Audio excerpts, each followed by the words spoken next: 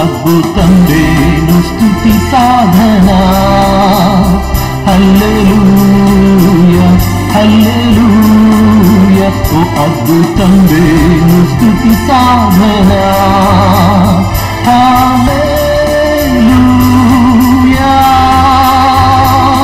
కష్టము నన్ను కదిలించవు యేసు, ఏదో పాటలు నింపు, ఓ అద్భుతం వేణు స్తుతి సాధన. హల్లెలూయా, ఓ అద్భుతం వేణు స్తుతి సాధన. హల్లెలూయా హల్లెలూయా, ఓ అద్భుతం వేణు స్తుతి సాధన. హల్లెలూయా, కష్టము నన్ను కదిలించవు యేసు, ఏదో పాటలు నింపు, ఓ అద్భుతం వేణు స్తుతి సాధన. హల్లెలూయా.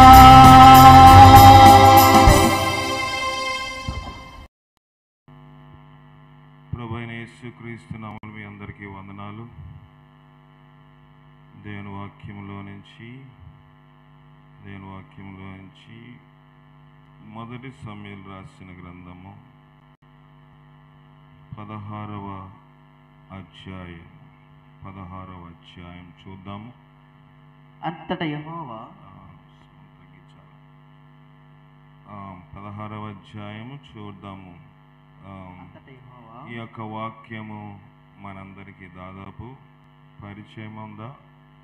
ఎంతమందికి తెలుసు ఈ వాక్యం? ఇవాళ క్యాలెండర్ వాక్యం చదివారా? బాగుంది. సరే, చెప్పిన వారి పేర్లు రాసుకోండి. యానివర్సరీ గిఫ్ట్లు ఇద్దాం. అయితే యానివర్సరీకి స్త్రీలు పురుషులు, ఒక పాయింట్ తగ్గించాలి, స్త్రీలు పురుషులు 10 ఆజ్ఞలు చెప్పాలి. 10 ఆజ్ఞలు చెప్తే మీ గిఫ్ట్ ఇవ్వబడుతుంది.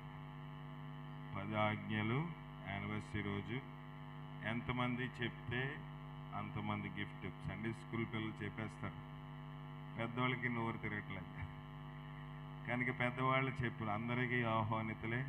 వయస్సు చదువు ఏమీ తారతమ్యము లేదు, అందరూ చెప్తే మంచిది. నేను కూడా చెప్తాను, మీరందరూ నాకు గిఫ్ట్ ఇవ్వాలి. సరే, మనము వాక్యము నేర్చుకోవాలి. మరి వాక్యము మనం పాడుకుంటున్నాం, వాక్యము వింటున్నాం, వాక్యము ద్వారాగా ప్రార్థన కూడా చేస్తున్నాం. అన్నిటికీ వాక్యమే, ఏది మనకి వేరు కాదు.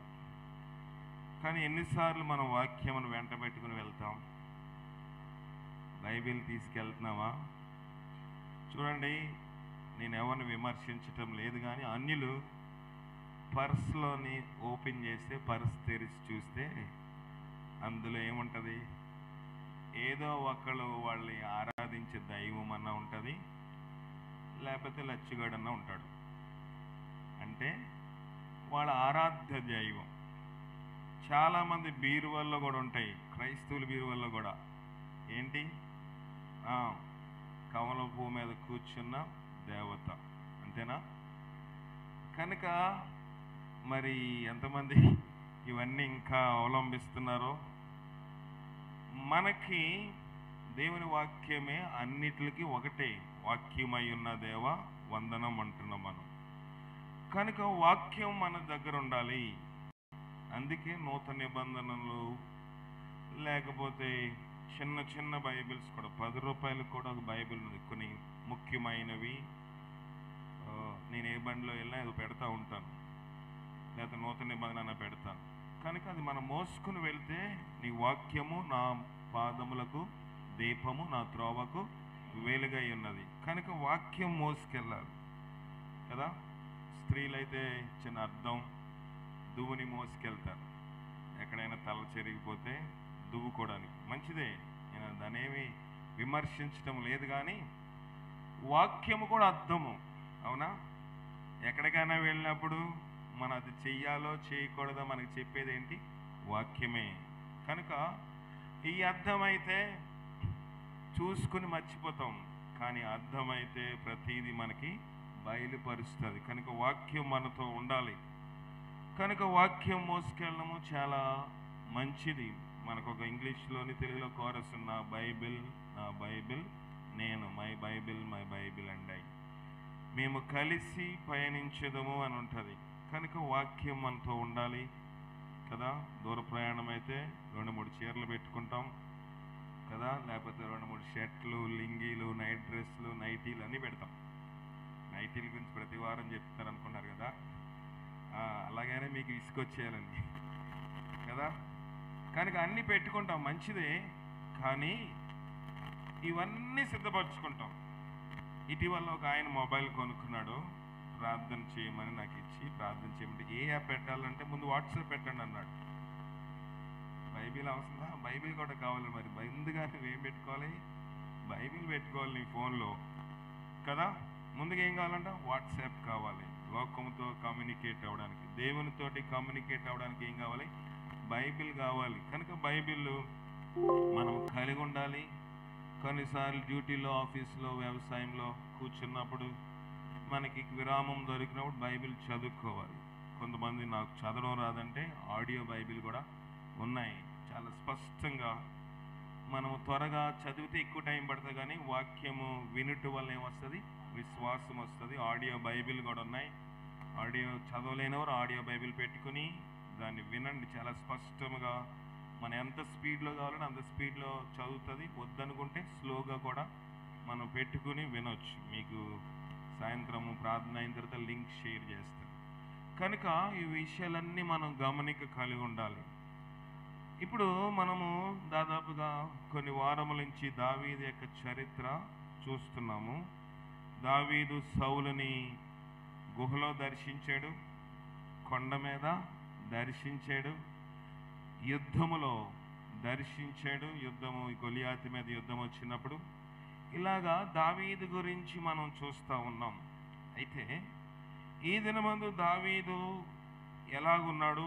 సౌలుని ఎక్కడ దర్శించాడు? సౌలుని దర్శించడానికి గల కారణం ఏంటో చూద్దాం. చూడండి, 16వ అధ్యాయము 12వ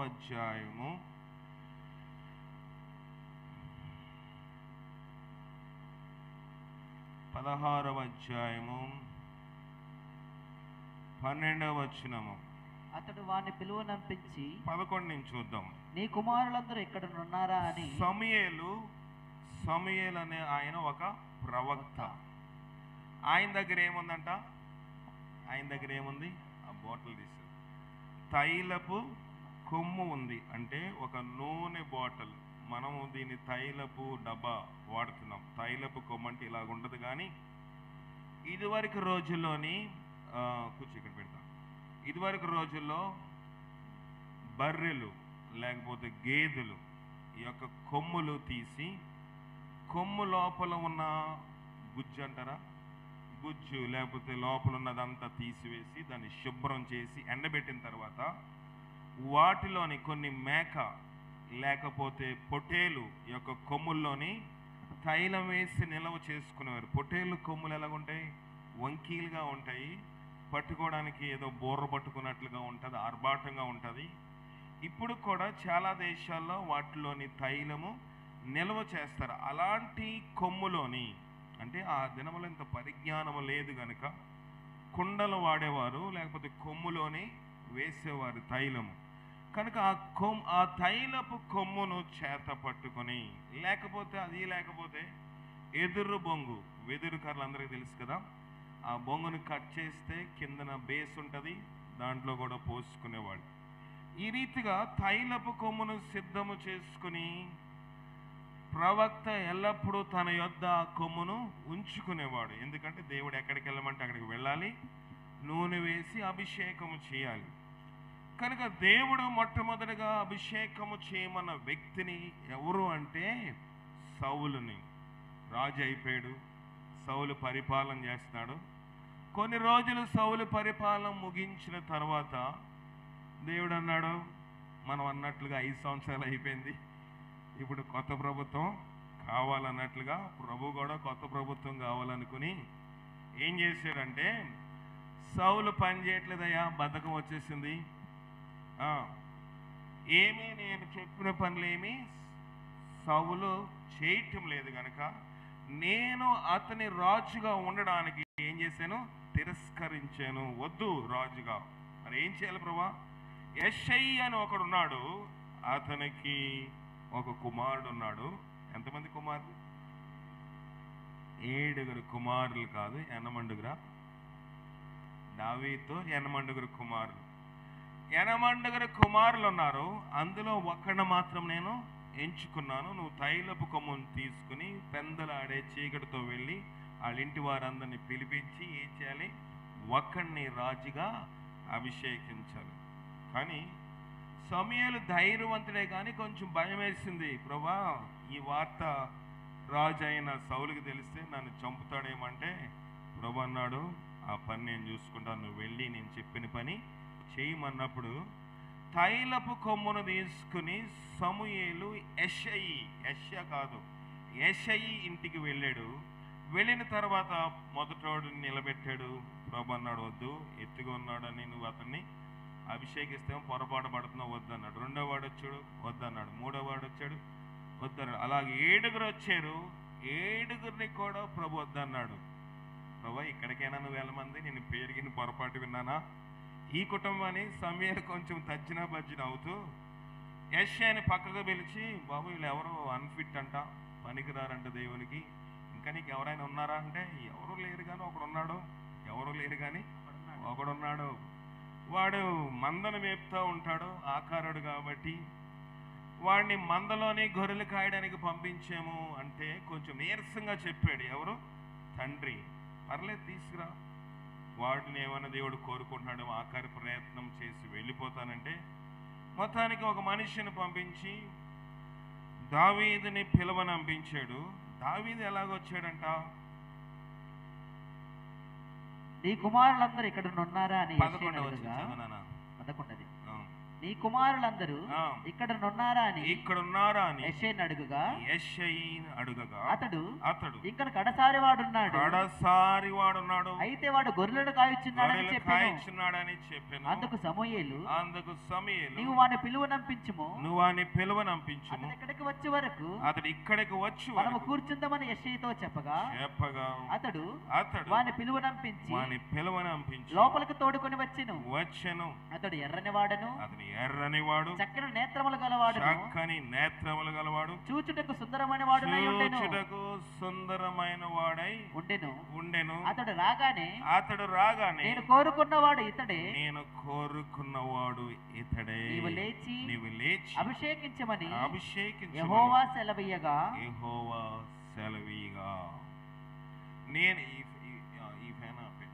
నేను కోరుకున్నవాడు ఇతడే.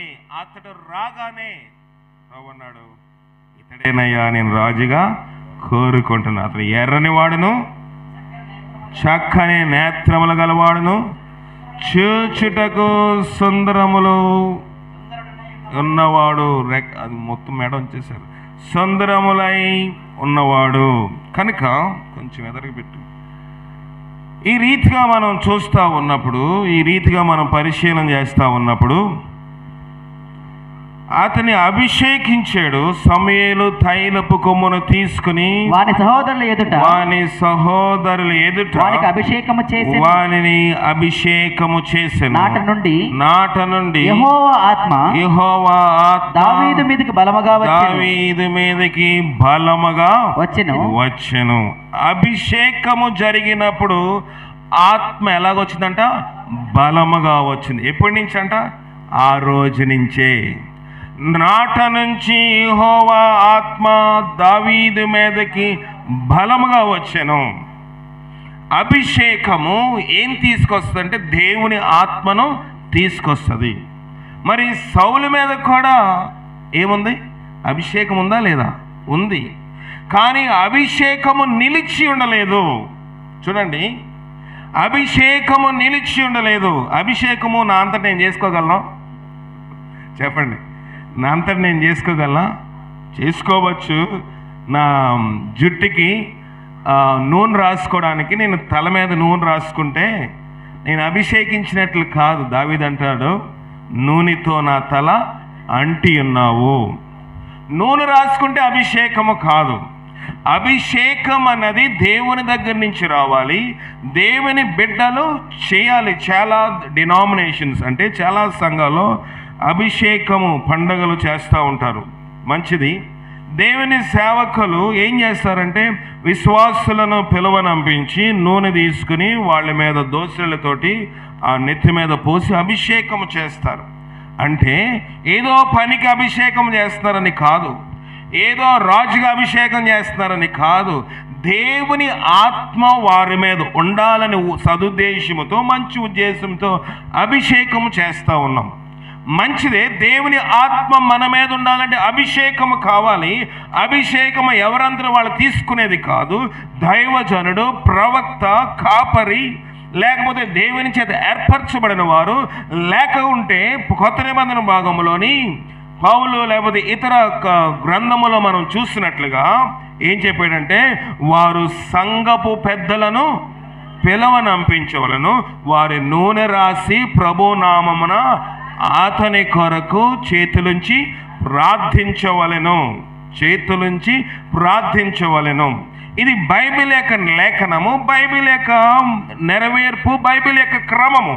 కనుక ఆ రీతిగా ప్రార్థన చేసినప్పుడు ఏమొస్తుందంట, దేవుని ఆత్మ వారి మీద నిలిచి ఉంటుంది. కనుక వాడు పాపి అయినప్పటికీ వారి పాపములు క్షమించబడతాయి. వాడి రోగి అయితే వాడి రోగము స్వస్థపరచబడుతుంది. కనుక అభిషేకం అనేది వ్యక్తిగతముగా చేసుకునేది కాదు. ఇటీవల నేను ఒక రోజు గాంధీనగర్లో ఉన్నప్పుడు నాకు విపరీతమైన నీరసం వచ్చింది. అనేక మంది కోసం ప్రార్థన చేసి నేను మన సహోదరు జోసెఫ్ ఇద్దరు పడుకున్న తర్వాత సైతాన్ యొక్క తాకిడి బలంగా ఉంది. నా ప్రాణం పోతా ఉంది. నా యొక్క అంతరంగంలోంచి అంగిట్లోంచి నోట్లోకి, ముక్కులోకి, కళ్ళలోకి వచ్చేసింది. ఏంటి, నా ఆత్మ వచ్చేసింది. 2-3 సెకండ్లో నా యొక్క దేహమును, నా ఆత్మ విడిచి వెళ్ళిపోతే నేను చచ్చిపోతాను. నాకు అర్థమైపోయింది, ఆత్మ బయటకు వచ్చేస్తుంది. దాని స్పర్శ నాకు తెలుస్తూ ఉంది. ఎందుకంటే 2-3 సార్లు ప్రభుని అడిగాను, ప్రభా ఈ మరణం ఎలా ఉండదు ఒకసారి నాకు తెలియజేయమన్నప్పుడు దేవుడు ఒకసారి దాన్ని చూపించాడు, దాదాపుగా 7-8 సంవత్సరముల క్రితం. కనుక నా ఆత్మ వెళ్ళిపోతూ ఉంది, నేను చనిపోతానని నాకు అర్థమైంది. ప్రభా నేను ఏమైనా తప్పు చేస్తుంటే నన్ను క్షమించు అని దిద్దుకుంటూ జోసెఫ్ను లేపి అక్కడ నూనె తీసుకున్నానని చెప్పి నేను కూర్చుని నా మీద సిలువ గుర్తు వేయమన్నా. ఏమంటే ఆయన భయపడుతున్నాడు. ఈ నిజంగా చెప్తున్నాడా ఏదో ఒక అలవాట్లు ఆడుతున్నాడా, ఆయన భయపడుతున్నాడు. లేదురా వెయ్యి అని చెప్పినప్పుడు నేను ప్రార్థన చేస్తాను, నువ్వు వెయ్యి అని చెప్పినప్పుడు ఆయన తీసుకొని వచ్చి, ప్రభా ఈ కుమారుడి చేత నేను ఏమేయించుకున్నాను, నూనె ప్రోక్షించుకుంటున్నాను, నీ అభిషేకం నా మీద ఉండాలి, నేను బ్రతకడం నీ చిత్తమైతే నన్ను బ్రతికించు, లేకపోతే నీ సముఖానికి వెళ్ళవలసి తన ఆటంకము తొలగించి నీ సముఖంలో తీసుకొని ప్రార్థన చేస్తా ఉన్నాను. వేసిన 3 నిమిషాలకి నేను నిమ్మళించాను. మళ్ళీ యథావిధిగా నేను పడుకున్నాను. వదిలేసి అడుగుతాను, రాత్రి మీరు నన్ను లేపారు గుర్తుందా అని. లేదా నేను స్పర్శలోనే నీతో మాట్లాడాను, కానీ నీకు తేడాగా అనిపించి ఉంటుంది. ఇది అనుభవంతో కూడినది. మీలో ఎవడైనా రోగి అయి ఉన్నాడో వాడు సంఘపు పెద్దలను పెద్ద అంటే ఏంటి, లింగి పని చేసుకున్నవాడా కాదు. సంఘము పెద్ద అంటే దేవుని యొక్క పరిచర్లో భారం వహించేవాళ్ళు. సంఘములోని పెద్దలుగా ఆ దినములోని కొరింథీ సంఘములో, రోమీల సంఘములోని, ఇంకా గలతీలకు, ఎఫెసీలకు, తిమోతికి ఈ సంఘములను పెద్దలుగా నియమించారు. పెద్ద రకం అంటే గ్రామములు అయితే కొంచెం మీసాలు, బొర్ర మీసాలు ఉండి, కొంచెం పంచి గట్ట వేసుకుని, తెల్లబట్టలు వేసి, కొంచెం సంకలో 2 బంతులు ఎట్టుకున్న వాళ్ళు పెద్దలు అనుకుంటాం మనం కదా. కానీ ఈ దేవుని సన్నిధిలో వాళ్ళు కాదు, ఎల్డర్స్ అని ఇంగ్లీష్లోని. ఎల్డర్ అంటే సంఘములోని బాధ్యతలను నిర్వర్తించేవాళ్ళు. కనుక ఇక్కడ సమూయేలు వచ్చి ఏం చేశారంటే అభిషేకము చేశాడు. దేవుని ఆత్మ బలముగా నాట నుండి దావీదు మీదకి వచ్చింది. ఇప్పుడు దావీదు ఇంకా రాజు అవ్వలేదు. ఇంకా సిట్టింగ్ వాడు ఉన్నాడు, ఎవరు? ఇంకా పరిపాలన చేస్తున్న రాజు ఉన్నాడు, ఎవరు? సౌలు రాజుగా ఉన్నాడు. అయితే ఏమైంది చూద్దాము. 14వ వచనము. యెహోవా ఆత్మ సౌలుని విడిచిపోయి యెహోవా యొద్ద నుండి దురాత్మ ఒకటి వచ్చి అతన్ని వెరపింపగా ట్రాన్స్ఫర్ అయిపోయింది. ఏంటి? ఎవరైనా చచ్చిపోతే ఆ ఉద్యోగం వేరే వాళ్ళకి ఇస్తారా? ఎవరా ఇస్తారు. అలాగే ఇక్కడ చనిపోకముందే దేవుడు ఒక కంపల్సరీ రిటైర్మెంట్ అని ఉంటుంది గవర్నమెంట్ ఉద్యోగంలో. కంపల్సరీ రిటైర్మెంట్ అంటే ఉద్యోగమును బలవంతంగా రాజీనామా చేయిస్తారు. ఎందుకంటే తప్పు చేసినప్పుడు, లేకపోతే విధులకు సరిగా హాజరవ్వకపోతే కంపల్సరీ అంటే ఖచ్చితంగా ఉద్యోగము రాజీనామా తనంతటో తాను చేయాలి. వాలంటరీ రిటైర్మెంట్ అంటే అతనంతటా అతనే, నేను చేయలేకపోతున్నాను, నాకు ఆరోగ్యం బాగాలేదు, నాకు శరీరం బాగాలేదు, నాకు రిటైర్మెంట్ ఇచ్చేయండి, నేను దాచుకున్న డబ్బులు నాకు ఇచ్చేయండి. Voluntary retirement, compulsory retirement. Compulsory retirement ప్రభుత్వం వారు చేయిస్తారు. వాలంటరీ రిటైర్మెంట్ మనకి ఇష్టం లేక మానేస్తాం. ఈ రెండు రకమైన రిటైర్మెంట్లు ఉంటాయి. ఇక్కడ సౌలుది ఏ రిటైర్మెంట్? కంపల్సరీ ప్రొబేర్ రిటైర్మెంట్ చేయిస్తారు. అతను ఉండగానే వయసు అయిపోలేదు. వయసు అయిపోతే ఆటోమేటిక్గా రిటైర్మెంట్కి వచ్చేస్తారు. 67 సంవత్సరాలు, 62 సంవత్సరాలు. ఎన్ని సంవత్సరాలు? 62 సంవత్సరాలకి ఎంత బలం ఉన్నా, శక్తి ఉన్నా ఇంటి దగ్గర కూర్చోమని ప్రభుత్వం వాళ్ళు ఇంటికి పంపించేస్తారు. మంచిది. కానీ ఇక్కడ ఆ రకమైన వయసు అయిపోయిందనో, అతను ఉద్యోగం చేయలేకో, తన వ్యక్తిగత సమస్యల చేత రిటైర్మెంట్ చేయట్లేదు. కానీ ప్రభు దావీదును ఏర్పాటు చేసుకున్నాడు. వెంటనే యెహోవా ఆత్మ సౌలును విడిచిపోయింది. అభిషేకం ఉన్నవాడా కాదా చెప్పండి? దేవుని సేవకుడే అభిషేకం ఉన్నవాడే. దేవుని యొక్క సేవకుడు ఏ తైలపు కొమ్ము చేత అయితే దావీదును అభిషేకించాడో, కొన్ని సంవత్సరాల క్రితము సౌలును కూడా అదే తైలపు కొమ్ము చేత అభిషేకించాడు. అభిషేక తైలంలో లోపమా? అభిషేకించబడిన కొమ్ములో లోపమా? అభిషేకించబడిన హస్తంలో లోపమా? అభిషేకించిన ప్రవక్తల లోపమా? ఎవరిలో లోపము లేదు. అభిషేకము పొందిన వాడిదే లోపము. అభిషేకం పొందిన వాడి లోపం ఏంటంటే దేవుని చిత్తము నెరవేర్చటం లేదు. దేవుని పని గురించి దేవుడు ఎవరిని ఏర్పాటు చేసుకున్నాడు? సౌలుని ఏర్పాటు చేసుకున్నాడు. వాళ్ళ తండ్రి దేనికి ఏర్పాటు చేసుకున్నాడు? సౌలును వాళ్ళ నాన్నగారు ఏ పనికి ఏర్పాటు చేశాడు? తప్పిపోయిన గాడిదలను ఎతకడానికి ఏర్పాటు చేశాడు. దేవుడు దేనికోసం ఏర్పాటు చేశాడు? రాజుగా ఏర్పాటు చేశాడు. లోకంలో మన బంధువులు, రక్త సంబంధులు, స్నేహితుల అవసరాల కోసం మనలను ఏర్పాటు చేసుకుంటారు. అవునా కాదు చెప్పండి? ఎంత నీచమైన పని వారు. నువ్వు చేయకపోతే ఎవడు చేస్తాడరా? మన పని మనం చేసుకోవడం సిగ్గేంట్రా అంటే, మన పనే కదా, గాడిదలైతే ఏముంది, పందులైతే ఏముంది అనుకుంటాం కదా. అలాగే నూతన నిబంధనలో తప్పైన కుమారుడు కూడా ఆకలేస్తున్నప్పుడు, పందులు మేపాల్సి వచ్చినప్పుడు వెళ్ళలేదా? వెళ్ళాడు. ఎందుకంటే మన పని మనం చేసుకోవాలి, లేకపోతే ఆకలికి కడుపు మాడిపోద్దు. కనుక నీచమైన పని చేయడానికి కూడా రెండవ కుమారుడు ఏమి అభ్యంతరము పడలేదు. ఎందుకంటే కడుపు ఏమవుతుంది? దేవుడు అయిపోయాడు. ఎందుకంటే ఆకలి చేత అలమటించి చచ్చిపోతా ఉన్నాడు. కనుక సౌలు కూడా గాడిదలు మేపుతా ఉన్నాడు. గాడిదలు మేపుతా ఉన్నప్పుడు మనుషులు ఏదో అనుకోవచ్చు, ఫ్రెండ్స్ ఏదో అనుకోవచ్చు, కానీ మన పని మా గాడిదలు పోతే ఎలాగని మేపుతా ఉన్నాడు. దావీదు కూడా రాజుగా అభిషేకించు సమయం వచ్చినప్పుడు తండ్రి ఎక్కడ పెట్టాడు? అతన్ని గొర్రెలు మేపడానికి పెట్టాడా? పెట్టలేదా? ఇద్దరు ఇంచుమించు పశువుల కాపర్లా కాదా? పశువుల కాపర్లే కదా. గొర్రె పశువే, గాడిద కూడా పశువే. ఈ ఇద్దరు కూడా పశువుల కాపర్లను, గొర్రెల కాపర్లను, గాడిద కాపర్లను దేవుడు ఏర్పాటు చేసుకున్నాడు. ఇద్దరికి తండ్రులు పశువులు మేపడానికి వారికి అనుమతించారు. కనుక మధ్యదారిలోని సౌలును ఎవరు కనుక్కున్నారు? సమూయేలు ప్రవక్త కనుక్కుని అభిషేకం చేశాడు. ఏదో మంచిగా ఆఫర్ వచ్చినట్లుగా అభిషేకంతో వెళ్ళిపోయి సింహాసనం మీద కూర్చుండిపోయాడు. ఎవరు? సౌలు. దేవుని చెప్పిన మాటల్లోని 90% చేస్తున్నాడు, లేదా 70% చేస్తున్నాడు, లేదా 50 చేస్తున్నాడు, లేదా చేయటం లేదు. ఎందుకంటే రాజు కదా. కానీ ఇప్పుడు అన్నాడు దేవుడు, అది రాజుగా ఉండడానికి వీల్లేదు, అతను బదులుగా దావీదుని ఏర్పాటు చేస్తాను. దావీదు మీద అభిషేకించాడు. ఇతని మీద అభిషేకం పోయింది, అతని మీద యెహోవా ఆత్మ పోయింది. ఏ ఆత్మ వచ్చిందంట? దురాత్మ వచ్చింది. ఎక్కడి నుంచి? సైతాను దగ్గర నుంచా? యెహోవా యొద్ద నుండి దురాత్మ ఒకటి వచ్చి అతన్ని వెర్రిపింపగా. దురాత్మ కూడా ఎక్కడి నుంచి వస్తుంది? దేవుని దగ్గర నుంచే వస్తుంది. దేవుడు అనుమతి లేకుండా దురాత్మ కూడా మన దగ్గరికి రాదు. కనుక నీ మార్గములన్నిట్లో నిన్ను కాపాడుటకు ఆయన తన దూతలను ఆజ్ఞాపిస్తాడు. ఇల్లబ్బాయి అని చెప్పడు, వెళ్ళవలసిందే, ఈ నా కుమారుడు, ఈమె నా కుమార్తె, నీ మార్గములన్నిట్లో కాపాడడానికి దూతను పంపించడానికి ఆజ్ఞాపిస్తా ఉన్నాడు దేవుడు. మరి దూత యొక్క ఆత్మ పోయింది, సాతాను ఆత్మ ఎవరి మీదకి వచ్చింది? సౌలు మీదకి వచ్చింది. వచ్చినప్పుడు అతడు వెర్రిపింపగా, సౌలు సేవకులు ఏం చేస్తున్నాడంట? వెరిపిస్తున్నాడు, పిచ్చి కేకలు వేస్తున్నాడు. అవునా కదా? పిచ్చి ఇంకొక భాగంలో ఉంటుంది, పిచ్చి కేకలు వేస్తున్నట్లుగా.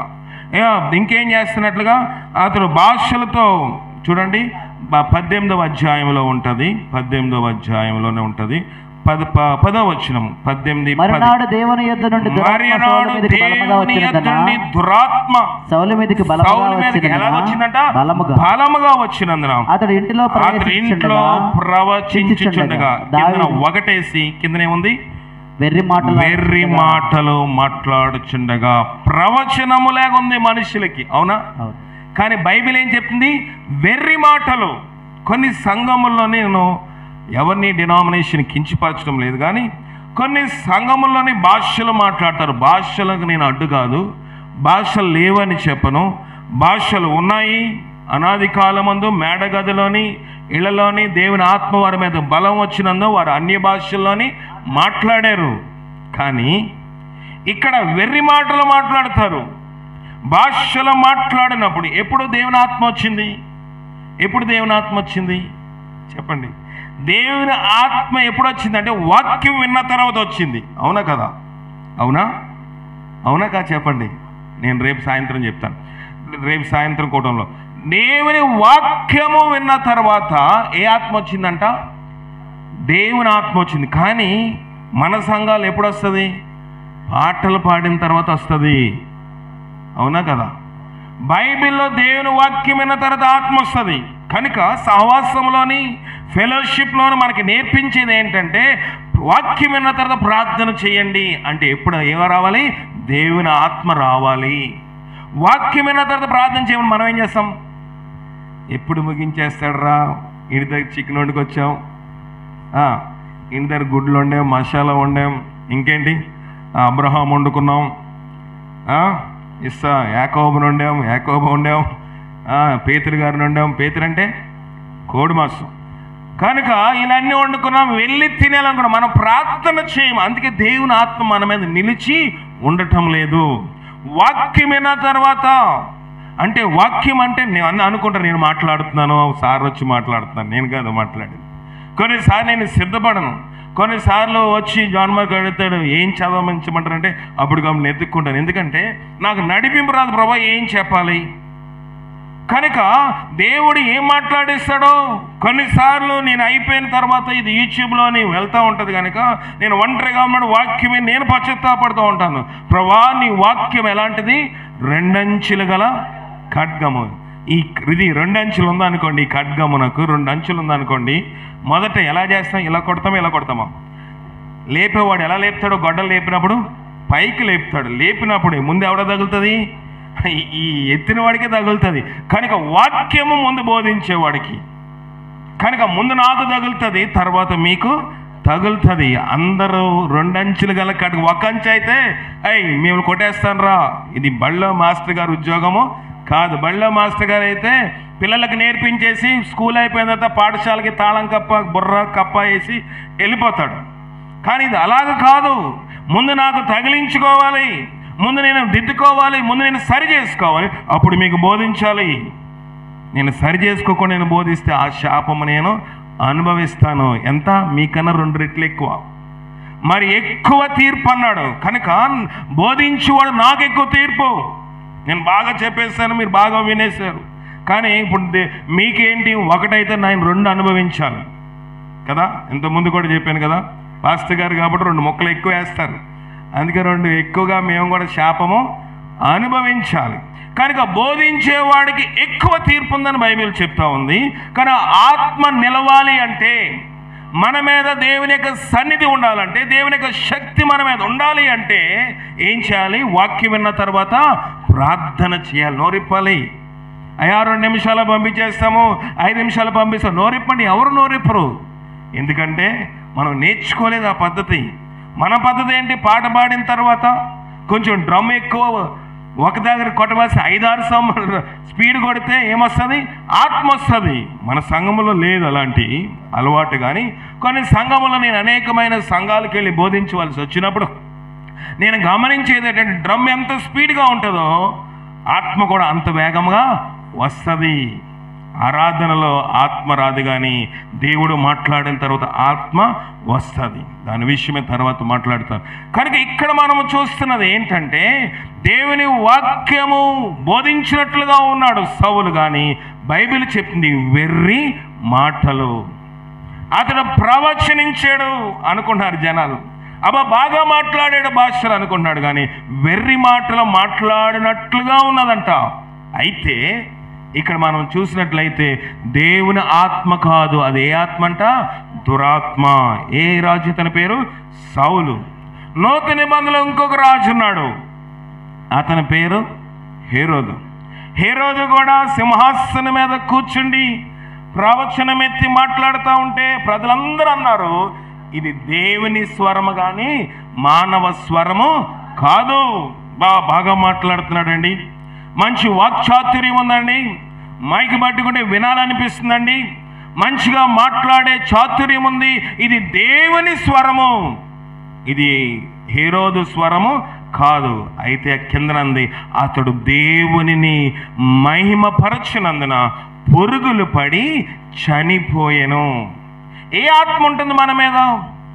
మన సంఘముల్లోని, ఇది లైవ్లో వింటారు కాబట్టి, అనేక మంది వింటారు కాబట్టి నేను చెప్తా ఉన్నాను, మన సంఘములో దేవుని ఆత్మ, భాషలు మాట్లాడే ఆత్మ గురించి మనం ఎప్పుడు ఎక్కువగా దాని మీద కేంద్రీకరించము, దాని గురించి ఎక్కువగా మనం మాట్లాడము. ఎందుకంటే భ్రమపరుచు ఆత్మలు కూడా ఉన్నాయి. భ్రమపరుచు ఆత్మలు, ఆత్మ వచ్చినట్లుగా భ్రమింపజేస్తుంది. కనుక మన సంఘములో అలాంటి ఆత్మలు లేవు, అలాంటి మనకి ఎవరికి అలాంటి అనుభవం లేదు. కానీ అనేక మంది లైవ్లో వింటున్న వారు ఈ దినముల్లోని కావాల్సింది ఏంటంటే ఆత్మ కావాలి.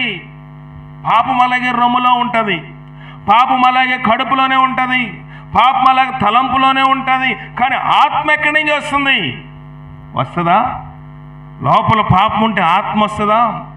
లోపల చీముంటే, లోపల చెడు రక్తం ఉంటే, లోపల సెగగెడ్డ అని అంటారా?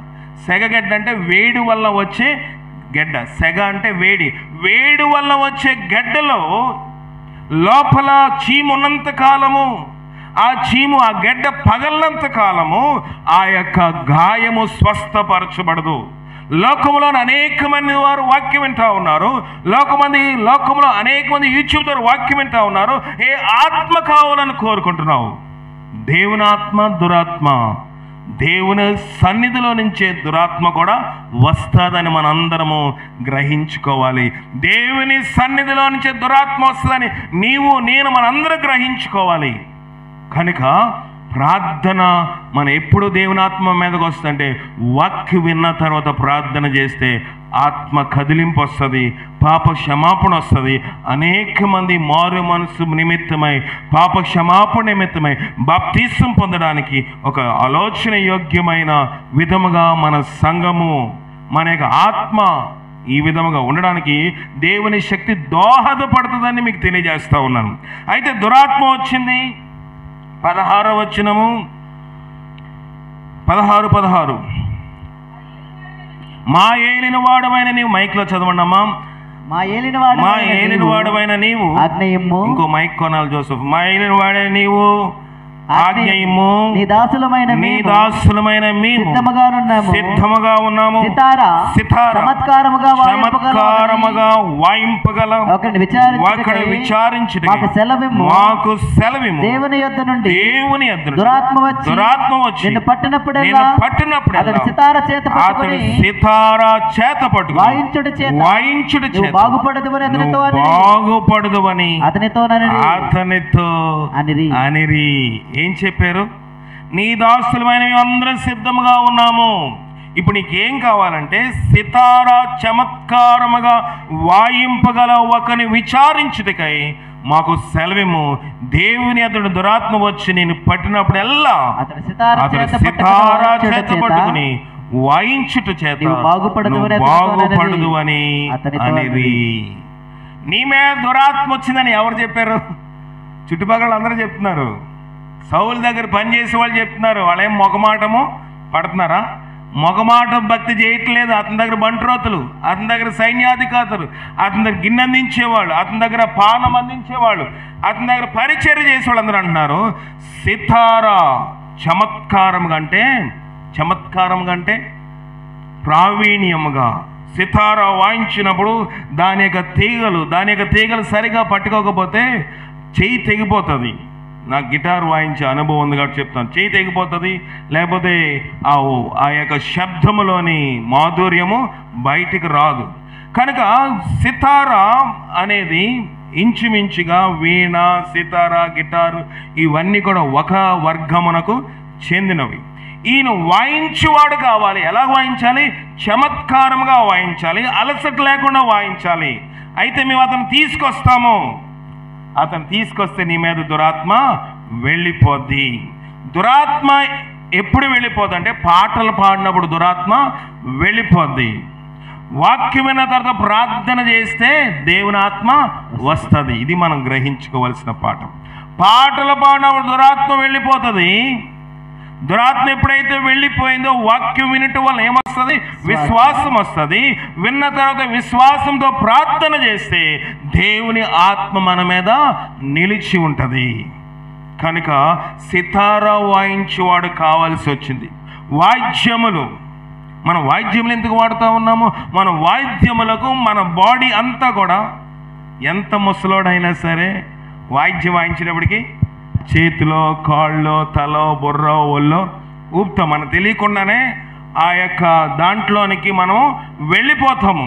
కనుక పాటలు అనేవి క్రైస్తవ సంఘం ఎందుకు ప్రాముఖ్యత ఇస్తుందంటే పాటల ద్వారాగా నీ యొక్క శరీరం ఏం చేస్తుంది? ప్రతిస్పందిస్తుంది. కనుక పాటలు అయిపోకొస్తే శరీరంలో స్పందన ఉండదు. కనుక పాటలకు రావాలి. పాటల ద్వారాగా నీ శరీరం నీ పూర్ణ బలముతో, నీ పూర్ణ శక్తితో, నీ పూర్ణ వివేచనతో నీ దేవుడిని యెహోవాను ఆరాధించాలి నీ పూర్ణ బలముతో. కనుక బలం లేదండి ముసలోడిని అయిపోయిందంటే కాదు. ముసలోళ్ళకు కూడా సంగీతము ఒక వినోదము కాదు, కానీ సంగీతము చర్చిలోని సంఘములోని ప్రతిస్పందన కలుగజేస్తుంది. కనుక నీ బాడీ అంతా సహకరించినప్పుడు, నీ బాడీ అంతా దేవుని ఆరాధిస్తూ ఉన్నప్పుడు వాయిద్యములకు నీ చేతులు, నీ వేళ్ళు, నీ తల, నీ నడుము దానికి ప్రతిస్పందిస్తున్నప్పుడు నీలో ఉన్న సైతాన్ని పారిపోతుంది, నీలో ఉన్న బలహీనత కూడా పారిపోతుంది. బలహీనత కూడా ఉండకుండా చేసేది చమత్కారము గల వాయిద్యములు, చమత్కారము గల పాటలు, చమత్కారము గల ఆరాధన. సౌలు మీదకి దురాత్మ అనేది ఒక వ్యాధి లాంటిది. దురాత్మ అనేది ఒక జబ్బు లాంటిది. దురాత్మ అనేది ఒక బలహీనము లాంటిది. ఇదిగో 18 ఏండ్ల నుంచి బలహీనపరచు దయ్యము పట్టిన అబ్రహాము కుమార్తె. 18 ఏండ్ల నుంచి, 18 ఏండ్లనా 18 ఏండ్ల నుంచి బలహీనపరిచిన దయ్యం పట్టిన స్త్రీ ఎక్కడుందంట? దేవుని సమాజ మందిరంలో ఉంది. కనుక దురాత్మ సమాజ మందిరంలో ఉంటుంది. దేవుని మందిరంలో దయ్యం ఉండదని కాదు, కానీ దయ్యము ఎక్కడ మడతకు ఉంటుంది. కానీ దయ్యం నీ దగ్గర రాకుండా ఉండాలంటే నువ్వు దేవుని ఆరాధించేవాడుగా ఉండాలి, నువ్వు దేవుని ఆరాధించే స్త్రీగా ఉండాలి.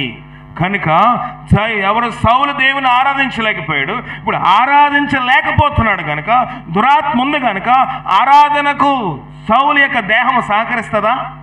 దురాత్మ దయ్యం గట్టిగా పట్టుకునుంది. సౌలు ఇప్పుడు ఆరాధన చేయగలడా? చేయలేడు కనుక ఆరాధన నడిపించడానికి చమత్కారంగా ఆరాధించగలవాడికి, చమత్కారంగా వాయించగలవాడిని తీసుకుని వస్తాము. తీసుకురండి అయ్యా. చూడండి 17వ వచనం. సౌలు బహుగా వాయింపగల ఒకరిని విచారించి నా యొద్దకు తీసుకుని రండి. సేవకులకు సెలవీగా వారిలో ఒకడు చిత్తగించుము బెత్లెహేమీయుడైన యెషయా కుమారులో ఒకని చూచితిని. అతడు చమత్కారముగా వాయింపగలడు. అతడు బహుశూరుడు యుద్ధశాలి మాట నేర్పరి రూపశీలుడై ఉన్నాడు. మరియు ఇతడు చమత్కారముగా వాయించగలడు. రెండవది ఏంటంట? బహుశూరుడు యుద్ధశాలి మాట నేర్పరి రూపశీలైన 5 గుణ లక్షణములు కలిగి ఉన్నాడు. ఎవరు? దావీదు రాజుగా మాత్రమే కాదు గాని ఒక సేవకుడిగా ఉండవలసిన లక్షణములు దావీదులో ఉన్నాయి. మొదటగా ఏం చేయగలనంట? అతడు చమత్కారంగా వాయించగలడు. ఆరాధనను నడిపించగలడు. ఆరాధనను పాటలతోటి వర్షిప్ని డీల్ చేయగలడు, లీడ్ చేయగలడు. అతను వాయించడమే కాదు, పాటలు పాడగలడు. కనుక కీర్తనలు 150 కీర్తనలోని దాదాపుగా 80% కీర్తనలు ఎవరు రాశారు? దావీదు రాశాడు. దావీదు లేకపోతే క్రైస్తవ ప్రపంచానికి కీర్తనలే లేవు. కనుక చమత్కారము గల వాయించగలడు, వాయిద్యములు నేర్పరై ఉన్నాడు. తర్వాత ఏం చేయగలడంట? అతడు బహుశూరుడు. శూరుడు అంటే ఏదైనా గుర్రు పెడితే దాన్ని కొడతాడు, లేకపోతే అతడు యుద్ధంలోకి వెళ్తే దాన్ని చేయగలడు. శూరత్వము. అతడు టీవీగా నడిచే గుణం ఉంది. దేనైనా చూస్తున్నప్పుడు గుర్రు పెట్టి కొట్టగలవాడు. ఎవరు చెప్పండి? దావీదు. గొలియాతు నిలబడితే అందరూ భయపడ్డారు. కానీ దావీదుకి ఏంటి? గురి ఒకటే. శూరత్వం ఉంది, ధైర్యంగా వెళ్ళిపోగలడు, ఎవరికి వచ్చినా భయపడ్డు. ఎందుకంటే గురి ఎట్టి పరిస్థితిలోనే తప్పే అవకాశము లేదు. గొలియాతుకి శిరస్త్రాణం ఉంది, ఇంకే రాగి శిరస్త్రాణం ఉంది, యుద్ధ కవచములు ఉన్నాయి, ఈ ఇనుము కవచాలు ఉన్నాయి, అన్ని రకమైన ఏర్పాట్లు ఉన్నాయి. ఎక్కడ కూడా పొరపాటుని అతనికి తగలడానికి అవకాశము లేదు. కానీ దావీదు శూరుడు గనుక వీటిలోనికి వెళ్ళి 5 నన్నరాళ్ళు తీసుకున్నాడు. ఈ 5 ఆ నన్నరాళ్ళకి సూచనగా ఉన్నాయి. చమత్కారంగా వాయించగలడు, శూరుడు, యుద్ధశాలి, మాట నేర్పరి, రూపశాలి. దావీదు ఈ 5 కలిగి ఉన్నాడు. వీటిలోనికి వెళ్ళి 5 నన్నరాళ్ళకు అర్థమునిచ్చే దావీదు యొక్క గుణ లక్షణములు ఇవి. ఈ 5 తీసుకుని వెళ్ళాడు, కానీ అన్నీ ఉపయోగించలేదు. దావీదుకు అన్నీ ఉపయోగించాడా? కొన్ని ఉపయోగించాడు. శూరత్వం ఉంది కాబట్టి కొట్టగలిగాడు. మాట నేర్పరితనం ఉంది కాబట్టి ముందు గొలియాతో మాట్లాడాడు. ఏమని మాట్లాడాడు? ఈ దినమందు నీ యొక్క కళేబారను ఆకాశ పక్షులకును భూమృగములకు ఇచ్చివేత్తును, లోకమందంతటా ఇశ్రాయేలు దేవుడున్నాడని ఈ దినమందు తెలుసుకుంటారు.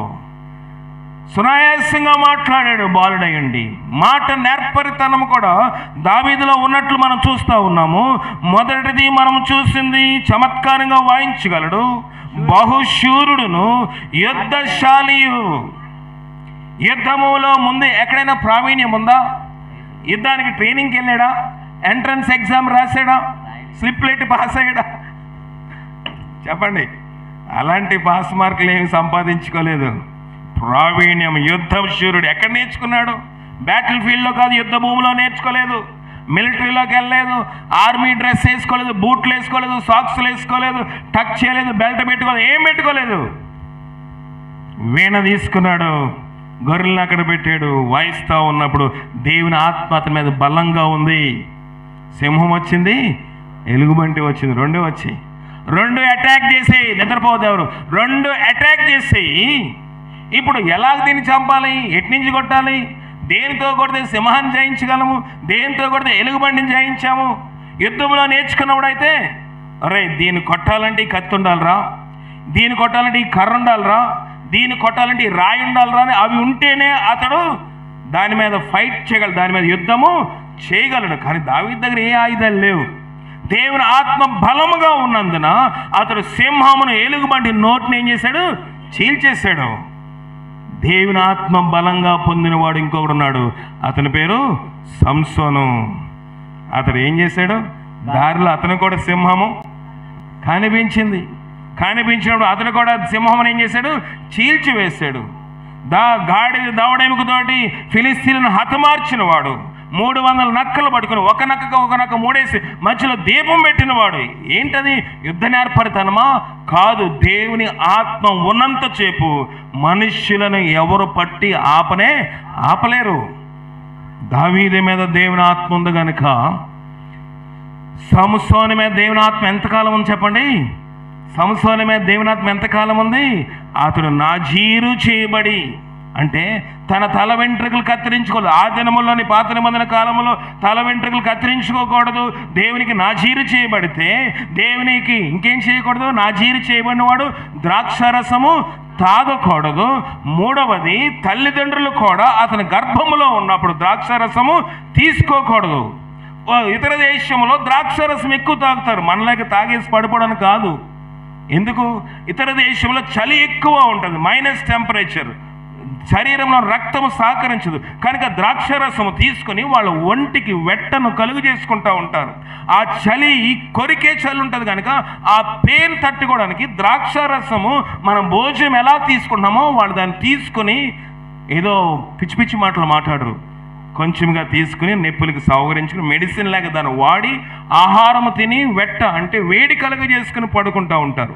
కనుక ఆ రోజుల్లోని ఈ గర్భిణీ స్త్రీలకి మెడిసిన్ ఉండదు.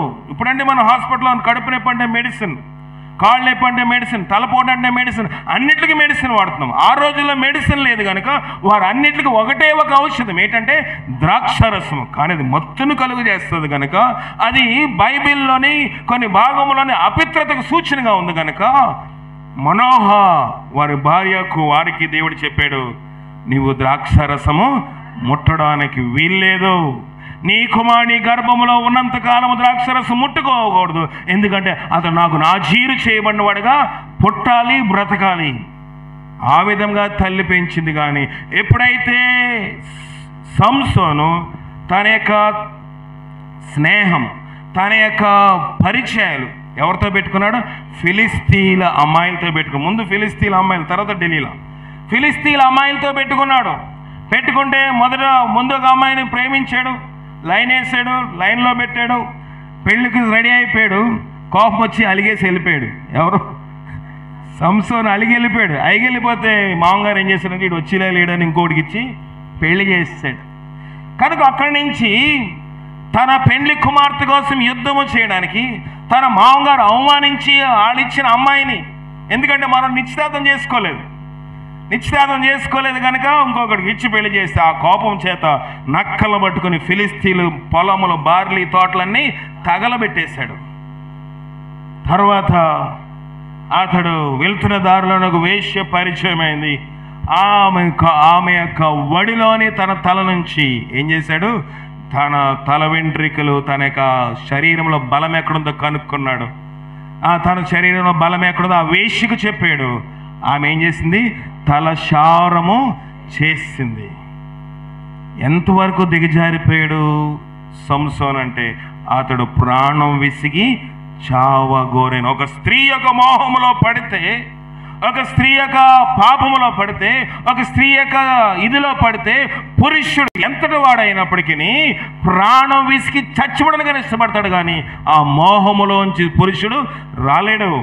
ఎందుకంటే నాజీరు చేయబడిన వాడు దేవుని బిడ్డలతో సహవాసము చేసి దేవుని సంఘములో ఉన్న ఇశ్రాయేలు బిడ్డలు వివాహం చేసుకోవలసిన వాడు అనిలతో సాంగత్యం చేసి అనిలతో వివాహం ఆడాలనుకుని ఆమె అందమును బట్టి మోహించి పెళ్లి చేసుకోవాలనుకున్నాడు. పెళ్ళి అవ్వలేదు. కానీ ఎప్పుడైతే ట్రాక్ తప్పాడో, ఎప్పుడైతే విధానంలోంచి బయటకు వచ్చేసాడో, ఎప్పుడైతే నాజీరుతనము కోల్పోయాడో, రెండోదిగా వేశ్య సాంగత్యము చేయడము మొదలుపెట్టాడు. వేశ్య సాంగత్యము చేయడానికి మొదలుపెట్టాడు. జార స్త్రీ నోట నుండి ఏం కరుతుందంట?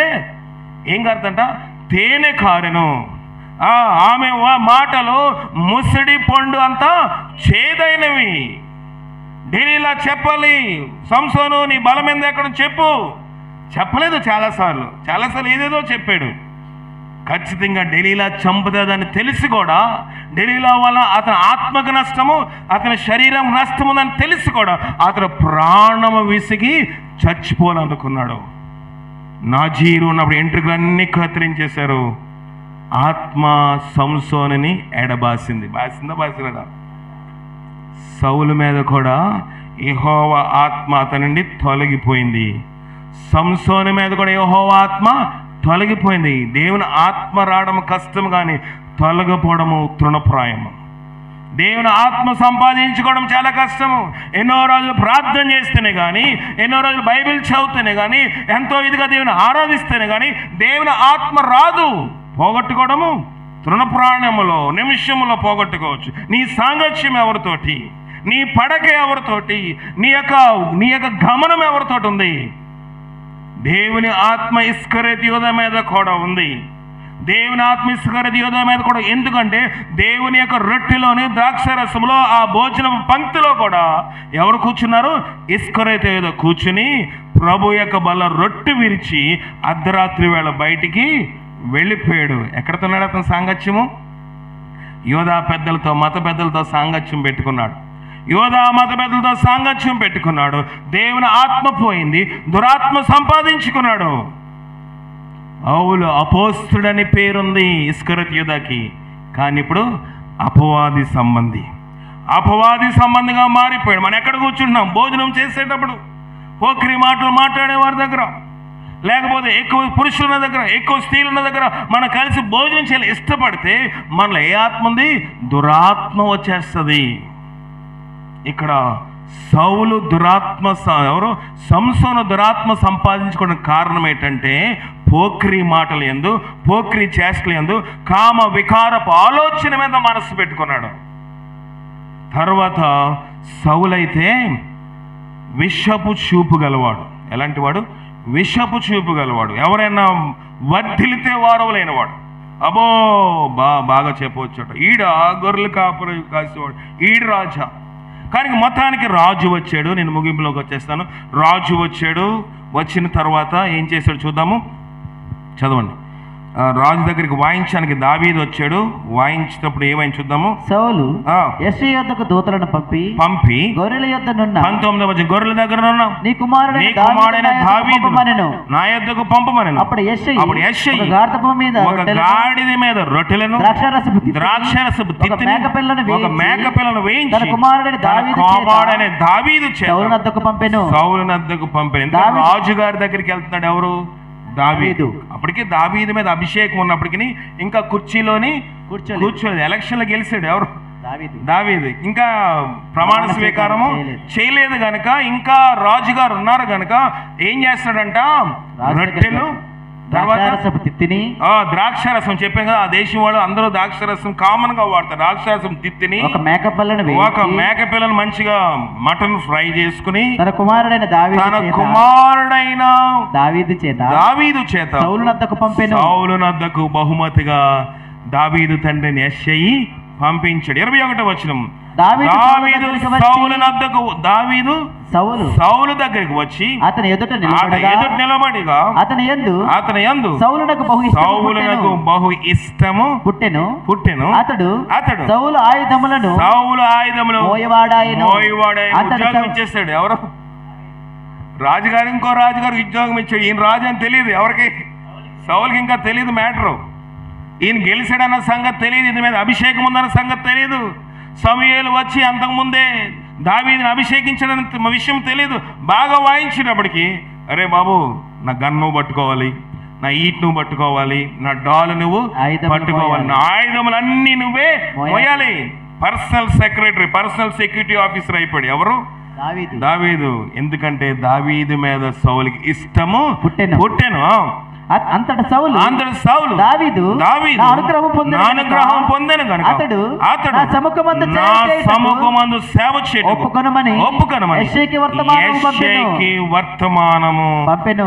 బాబు, నీ కొడుకు 2 ముగ్గురు నా దగ్గర ఉన్నారు, వాళ్ళతో పాటుగా ఈ ఆఖరి కొడుకు కూడా నా దగ్గరే పనిచేయాలి, ఉద్యోగం ఇచ్చేస్తాను, ఎందుకంటే అతను బాగా వాయిస్తున్నాడు, నాకు నచ్చేశాడు నీ కొడుకు, నీకు ఉద్యోగం ఇస్తానని తండ్రికి వర్తమానము సౌలు పంపించాడు. తర్వాత దురాత్మ వచ్చి సౌలును పట్టినప్పుడు దావీదు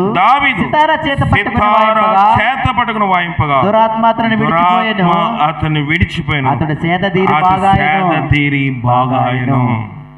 దురాత్మ హాస్పిటల్ వల్ల పోతుందా? పోదు. దురాత్మ పోంగడితే పోతుందా? పోదు. దురాత్మ తాయితీ కడితే పోతుందా? పోదు. దురాత్మ పోవాలంటే దేవుని ఆరాధన గృహంలో జరగాలి. జరుగుతుందా మన ఇంట్లోని? మనం అక్కడిక్కడ తిరిగి వస్తాం, తిరిగి వచ్చి రాకూడదని కాదు, అక్కడికి ఇక్కడికి వెళ్ళి వస్తాం, ఆ ఊరు ఈ ఊరు వెళ్ళేస్తాం, బంధువుల దగ్గరికి వెళ్తాం, స్నేహితుల దగ్గరికి వెళ్తాం, రక్తం దగ్గరికి వెళ్తాం, ఏదో పరామర్శించడానికో, బాగున్నప్పుడు వెళ్ళడానికో, ఏదో శుభకానికో, బర్త్డేకో, ఏదో పెళ్ళికో వెళ్తాం. ఎన్నో దురాత్మ మన వెనకతలో వస్తాయి రావా? హిందువులకు ఒక సాంప్రదాయం ఉంటుంది, ఇంటికి వచ్చిన వెంటనే కాళ్ళు కడుక్కోమంటారు. ఎందుకంటే కాళ్ళు గోట్లోనే ఉంటుందట, మట్టి ఉంటుంది, ఆ మట్టిలో దయ్యం వస్తుందంట. అవునా కదా? ఇప్పుడు నేను ఎక్కడికి వెళ్ళినా సాక్స్ వేసుకుని నేను కడుక్కోవాల్సిన మళ్ళీ సాక్స్ అయినా కడుక్కోవాలండి కదా. దయ్యము మట్టిలోంచి వస్తుందని వాళ్ళు నమ్ముతూ ఉన్నారు. అది నిజమే, దయ్యాలు వస్తాయి, మనతో పాటు దురాత్మలు వస్తాయి. మీరు చూసారు లేదు, చాలా దిక్కులు ఏం చేస్తారంటే, మా ప్రాంతంలో నేను చూస్తాను, వాళ్ళు ఎక్కడికైనా వెళ్తున్నప్పుడు కొన్ని 2-3 అడుగులు ఇంటి దగ్గర దూరం వేసిన తర్వాత ఒక చెట్టు కొమ్మ ఇరిచి దాని మీద రాయి పెట్టి వెళ్ళిపోతారు. చూసారు మీరు ఎప్పుడన్నా? చూడలేదా? మా ప్రాంతంలో ఉంటుంది. అంతటితోటి వాళ్ళ యొక్క శక్తి ఏంటంటే, మా ఇంటిలో దేవత, మా ఇంట్లో ఉన్న దైవము మాతో పాటు రాకూడదు. ఎక్కడికి మేము వెళ్తున్న ఊరు మాతో పాటు మా దైవము, మాతో పాటు మా దేవత వస్తే మా ఆశీర్వాదం ఆ ఇంట్లోనికి వెళ్ళిపోదని నమ్మకంతో ఊరు ప్రయాణమై 2-3 అడుగులు దూరం వేసిన తర్వాత ఒక చెట్టు కొమ్మ విరిచి అక్కడ వేసి దారి మధ్య దాన్ని రాయి పెట్టి వెళ్ళిపోతారు. అంతే, దేవుణ్ణి అక్కడతోటి ఆపేస్తున్నారు. కానీ మన దేవుడు అంటున్నాడు, ఇశ్రాయేలు కాపాడువాడు కొనుక్కడు నిద్రపోడు, నీ మార్గములన్నింటిలో నేను కాపాడడానికి రాయితో నేను ఆపను, నా దూతల్ని వెంట పంపిస్తాను, వారు నీ పాదములకు రాయి తగలకుండా ఆ చేతుల మీద ఎత్తి పట్టుకుంటారు. మన దైవమునకున్న ఆధారం, మన దేవునికున్న ఆధారము చూడండి. దావీదు చమత్కారంగా వీణ వాయిస్తాడు. ఎప్పుడు దురాత్మ వస్తే అప్పుడు వాయిస్తున్నాడు, దురాత్మ పోతున్నాడు. సౌలు ఎలాగున్నాడంట? సేదదీరి బాగుపడుతూ ఉన్నాడు. నీ దురాత్మ పోవాలంటే, నీలో ఉన్న దయ్యం పోవాలంటే నీ సంఘములోని ఆరాధనలోనూ పాల్గొవాలి. నీ సంఘములోనే కాదు, నీ ఇంట్లోని కుటుంబ ఆరాధన నీకు జరగాలి, నీ వ్యక్తిగత ఆరాధన జరగాలి, నీ వ్యక్తిగత ప్రార్థన అనుభవం నీకు ఉండాలి. సౌలు అనుభవం పోగొట్టుకున్నాడు కనుక, సౌలు అనుభవంలో ఉన్నవాడు దాన్ని పోగొట్టుకున్నాడు కనుక ఇంకొకరి మీద ఆధారపడవలసి వస్తుందా లేదా? వస్తుంది. దావీదు మీద ఆధారపడ్డాడు, డబ్బులు ఇచ్చి చేయించుకున్నాడు. మొత్తానికి ఆ దురాత్మ పోవడానికి దావీదుని పర్మనెంట్గా అతను పక్కనే ఉండేటట్లుగా చేసుకున్నాడు. ప్రియమైన దేవుని సంగమా, నీ మీద దురాత్మ ఉంటే నిత్యము నీవు నేను ఇంకొకరి మీద ఆధారపడవలసిన వారుగా అయిపోతాం. సముద్రంలోని పారాసైట్స్ అని ఉంటాయి. పారాసైట్స్ అంటే అవి ఒక రకమైన చేపలు, అవి ఎప్పుడు ఇంకొక జీవి మీద ఆధారపడుతూ ఉంటాయి. బాటనీలోని, బయాలజీలోని, ఇంటర్మీడియట్లో పారాసైట్స్ అంటే అవి వేరొక జీవి మీద ఎక్కడికైనా వెళ్ళాలంటే ఇంకో దాని మీద ఎక్కేస్తాయి. అవి ఈత కొట్టవు. ఏం చేస్తాయంటే, ఎక్కడికైనా దూరం వెళ్ళాలి, ఏదైనా వెళ్తుంది అనుకోండి, ఒక పెద్ద చేప వెళ్తుంది అనుకోండి, దాని మీద ఎగిరి దాని మీద కూర్చుంటుంది. లేకపోతే ఏమైనా ఆహారం వేటాడు చేస్తే ఆ వేటాడు తెచ్చిన ఆహారం ఇవి తినేస్తూ ఉంటాయి. కనుక సౌలు ఒక రాజు అయ్యుండి, అభిషేకం పొందిన వాడయ్యుండి, దేవునితో నడిచిన వాడుగా పేరు పొంది, ఒక ప్రవక్త దగ్గర అభిషేకం పొందినవాడు నేటి దినమందు దావీదు మీద ఆధారపడిపోయాడు. ఎంత దుస్థితి! మీలో ఉన్న వెలుగు చీకటి అయినలా ఆ చీకటి ఎంత గొప్పది అంటే భయంకరమైనది. వెలుగు చీకటి అయిపోతే ఇంకెవరు తప్పించలేరు. పునాదులు పాడైపోయాగా నీతిమంతులు కూడా ఏమీ చేయలేకపోయారు. సౌలు, అయ్యా ప్రభా మళ్ళీ వెళ్ళి అభిషేకిస్తాను, మళ్ళీ వెళ్ళి నూనె బుడ్డి వేస్తాను, మళ్ళీ వెళ్ళి ప్రార్థన చేస్తానంటే పని చేయడయ్యా, సర్వీసు అయిపోయింది, ఇంక పని చేయడు. అతనిలోనికి దురాత్మ వచ్చేసింది. దేవుని ఆత్మతలో ఉండడానికి అవకాశం లేదు. నీవు నేను అలాగ అయిపోతే ఎంత కష్టమో. సమూయేలు ఆ ఆత్మ సమూయేల మీద పరిశుద్ధ ఆత్మ, సమూయేల మీద అభిషేక ఆత్మ సౌలు మీద నిలిచుండలేదు. సంసోను మీద కూడా ఆ రీతిగానే దేవుని ఆత్మ అతను వెడబాసిన సంగతి మరిచిపోయాడు. దేవుని ఆత్మ అతను వెడబాసిన సంగతి మరిచిపోయి ఎట్లు ఫిలిస్తీన్ మీద యుద్ధంకి వెళ్దామని పరిగెడతా ఉన్నాడు. పరిగెడుతుంటే అడుగు తీసి అడుగేయలేకపోతున్నాడు. కాళ్ళు తిమ్మిరెక్కినట్లుగా అయిపోయి ఏంట్రా అంటే తల ఇలా నిమురుకున్నాడు. ఎక్కువ చుట్టూన్న వాళ్ళు చేసే పని ఏంటి? తల ఇలాగా నిమురుకుంటారు. సినిమా యాక్టర్లు చూడండి, బయట వచ్చిన తర్వాత తల ఇలా నిమురుకుంటూ ఉంటారు. అది స్టైల్ అనుకుంటారు. కానీ ఎవరైనా సంసోను కూడా స్టైల్గా తల ఇలా నిమురుకుందాం అనుకున్నాడు. ఎవరి దగ్గర ఫిలిస్తీన్ల ముందు ఇలాగా బిల్డప్ ఇచ్చి నిమురుకుందామంటే తల కనపట్టలేదు, గుచ్చుకుంటుంది. వెంట్రుకలు ఏమవుతున్నాయి? గుచ్చుకుంటా ఉన్నాయి. ఏంట్రా అంటే తల వెంట్రుక లేదు. అయిపోయిందిరా నా సీను, ఇంతటితో నా పని అయిపోయింది అనుకున్నాడు. బందీ అయిపోయాడు, సరెండర్ అయిపోయాడు. ఇప్పుడు జైల్లో తిరగలి విసురుతున్నాడు. ఎందుకంటే కన్నుగుడ్లు కూడా తీసివేశారు. భయంకరమైన దుస్థితి వచ్చేసింది. తిరగలి ఇసురుతా ఉన్నాడు. 2-3 ఇసరవలసిన తిరగలి ఒక్కడే విసురుతున్నాడు. కానీ ఒక దినమందు అతను అడుగుతాడు, ప్రభువా నాకు మళ్ళీ నీ ఆత్మను దయచేయి. నేను బ్రతికిన దినంలో ఎన్నో చేశాను, అంతకన్నా ఎక్కువ చేస్తాను, ఆఖరిగా అది చేసి నేను చనిపోతాను ప్రభు అంటే, ప్రభు మళ్ళీ తల మీద వెంట్రుకలు మొలవడానికి అవకాశము ఇచ్చాడు. ఒక దినమందు కోట మధ్యలోనికి వచ్చాడు. 2 స్తంభాల మధ్య నిలబెట్టారు. 2 స్తంభములను ఇలా పట్టుకుని గట్టిగా అటు ఇటు పట్టుకుని ఆంచాడు. కోట అంత ఏమైపోయింది? కూలిపోయింది. అందులో ఉన్న బంట్రోతులు, అందులో ఉన్న రాజులు, అందులో ఉన్న పెద్ద పెద్ద వారు అందరూ కూడా చనిపోయారు. మరణ దినమందు సమూయేలు బ్రతికున్న దినముల కంటే ఎక్కువ మందిని హతమార్చాడు, చంపినట్లుగా లేఖనము తెలియజేస్తుంది. ఎందుకంటే పశ్చాత్తాపంలోనికి వచ్చాడు. పశ్చాత్తాపము మంచి గొప్ప కార్యములు చేయగలరు, కానీ సౌలు పశ్చాత్తాపం పడలేదు. దురాత్మ చేత పీడించబడినప్పుడు మనుషుల సహాయం కోసం చూశాడు. మనుషులన్నంతసేపు బాగున్నాడు. దావీదు ఉన్నంతసేపు దురాత్మ లేదు. వాయించినంతసేపు దురాత్మ పోతా ఉంది. బాగా కూర్చున్నాడు, రెస్ట్ తీసుకున్నాడు, మళ్ళీ దురాత్మ వచ్చేస్తూ ఉంది. ఎంతకాలము? దేవుడు చూశాడు. ఒకరోజు శత్రు చేతికి సౌలుని అప్పగించాడు, చనిపోయాడు. ఒకరోజు సౌలు ఎవరి చేతిలో చిక్కిపోవాలి? ఎవరి చేతిలోని? ఫిలిస్తీయుడైన గొలియాతు చేతిలో చిక్కిపోవాలి. దావీదు ద్వారాగానే రక్షణ, అవునా కదా? దావీదు ద్వారాగానే సౌలు రక్షించబడు. దురాత్మ వచ్చినప్పుడు కూడా దావీదు ద్వారాగానే రక్షణ. అతనికి 5 గుణలక్షణాలు ఉన్నాయి. క్రైస్తవుడుగా మనం అలాంటి గుణలక్షణం కలిగి జీవించినట్లుగా పరిశుద్ధాత్మ శక్తి సహాయం చేసుకో. అప్పుడు ప్రార్థన చేసుకుందాం. జన్మ ప్రార్థన నడిపిస్తారు. ప్రార్థించండి, అందరూ ప్రార్థించండి. ప్రభు ఆత్మ మన మీదకి రావాలని మనం ప్రార్థించండి. ప్రభు ఆయన ఎలాంటి గుణ లక్షణములు కలిగి చేయండి. ప్రార్థన పాదాలకు వేలాది అందరూ ప్రార్థించండి. స్తుతులు స్తోత్రాలు నా ప్రభువా.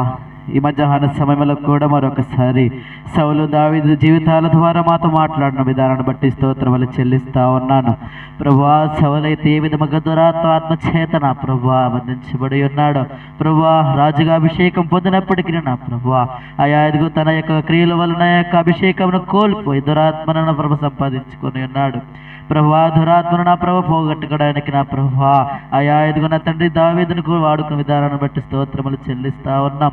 నా దేవా, నా బ్రతుకు, నా జీవితం ఎలా ఉన్నది, మా బ్రతుకు ఎలా ఉన్నది? మేము కూడా నా ప్రభువా నీ యొక్క పరిశుద్ధ రక్తంతో కడగబడిన వారమై ఉండి నీ ఆత్మ ద్వారా మేము నడుచుకుంటూ నా ప్రభువా మేము కూడా మా క్రియలను బట్టి నీ యొక్క ఆత్మను పోగొట్టుకునే వారముగా ఉన్నామేమో. దేవా క్షమించండి. దేవా, దురాత్మ ఎక్కడ మాలో రానివద్దు. అయా నీ ఆత్మ చేత మమ్మల్ని ప్రభువా మీ ఆత్మలో నడిచే గొప్ప భాగ్యాన్ని మాకు దయచేయమని ప్రార్థిస్తా ఉన్నాం. సౌలైతే నా ప్రభువానికి వ్యతిరేకంగా నడుచుకొని అయా నీ యొక్క ఆత్మను పోగొట్టుకుని నా ప్రభువా ఆయా దురాత్మను సంపాదించుకున్నాడు. దాన్ని పోగొట్టుకోవడానికి నా ప్రభువా దావీదు సహాయం కోరి ఉన్నాడు. ప్రభువా, నా బ్రతుకు ఎలా ఉన్నది, నా జీవితం ఎలా ఉన్నది?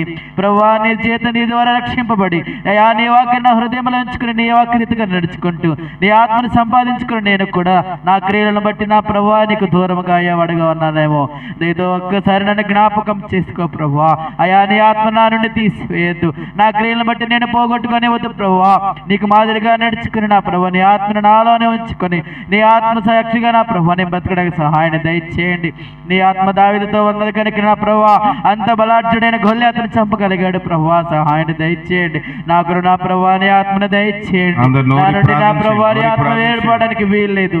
అయా నాలో పాపాత్మ ఉన్నదేమో నా ప్రభువా, నా ఏ దురాత్మ నాలో చేరి ఉన్నదో నా ప్రభు నీ పరిశుద్ధ రక్తాన్ని నా మీద ప్రోక్షించి అయా అనేక ఆత్మను నా మీద కృమ్మరించి మనం ప్రార్థిస్తా ఉన్నాను, సహాయాన్ని దయచేయండి ప్రభు. ఆ దురాత్మల చేత నేను బంధింపబడి ఉన్నానేమో, ఆ దురాత్మల నుంచి నాకు విడుదల దయచేయండి. నీ ఆత్మని నా మీదకి రప్పించు ప్రభు.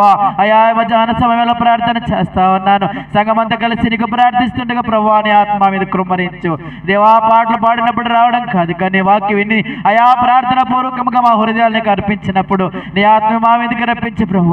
అయా ఇప్పుడే నీ ఆత్మను మా మీదకి రప్పించి నీ ఆత్మానుసారముగా నీ ఆత్మ కలిగి జీవించడానికి సహాయాన్ని దయచేయమని ప్రార్థిస్తా ఉన్నాను. నీకు అసాధ్యమైనది ఏమీ లేదు ప్రభా. ఏ పాపం యొక్క దురాత్మ చేత నేను బంధింపబడి ఉన్నాను, ఏ అనాలోచన ద్వారా నా ప్రభు నేను బంధించబడి ఉన్నాను, వాటన్నిటిని తీసివేసి నీ యొక్క ఆత్మను నా మీద నింపి నీ ఆత్మగా అనుసారముగా నేను జీవించే గొప్ప భాగ్యాన్ని నాకు మాకు దయచేయమని యేసయ్య పరిశుద్ధ నామములో ప్రార్థన చేసి అడిగి వేడుకుంటున్నాను తండ్రి, ఆమేన్. ప్రభు దినం గనక మందు లేచిబడి దాసులారా ధరణిని యేసుకని పాట పాడుచునిగా కానుకలు సమర్పించుకుందాం. జాన్ మార్క్ నడిపిస్తారు. అందులో లేచిబడదాం. మీరు కానుకలు పట్టేవారికి అనుగువగా ఉండేలాగా మీ బైబిల్స్ పక్కన పెట్టుకోండి, లేకపోతే చేతితో పట్టుకోండి. దాసులారధరణిని యేసుకు ప్రేమతో స్వంతము చేసేదన్. దాసులారధరణిని యేసుకు ప్రేమతో స్వంతము చేసేదన్. ప్రేమతో యేసుని చాటెదం, ప్రభుని చూపింతం, చీకటి పోగొట్టి వెలుగు ప్రకాశింపా. ప్రేమతో యేసుని చాటెదం, ప్రభుని చూపింతం, చీకటి పోగొట్టి వెలుగు ప్రకాశింపా. ధరణిని యేసుకు ప్రేమతో సొంతము చేసేదం. ప్రయాసపడి భారము మోయు వారిని అతి ప్రేమతో ఆహ్వానింతుము. ప్రయాసపడి భారము మోయు వారిని అతి ప్రేమతో ఆహ్వానింతుము. పాప భారమెల్ల ప్రభు మనో దుఃఖముల సర్వాధికారముతో మోసి తెచ్చెను. పాప భారమెల్ల ప్రభు మనో దుఃఖముల సర్వాధికారముతో మోసి తెచ్చెను. ధరణిని యేసుకు ప్రేమతో స్వంతము చేసేదం. ఆకలి వ్యాధులు గల వారికి ప్రేమతో న్యాయము చేసేదం. ఆకలి వ్యాధులు గల